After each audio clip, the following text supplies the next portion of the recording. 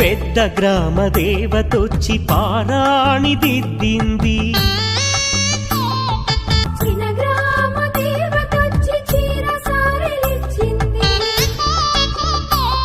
భూదేవి కదలి వచ్చి బాసికం కట్టింది. నెల పొడుపున చంద్రుడొచ్చి తిలకంగా మారాడు. ప్రకృతియే పరవశించి పూదండగా మారెను. మమ జీవన హేతునా కంఠే బధ్నామి శుభగే త్వం జీవ శరణాం శతం.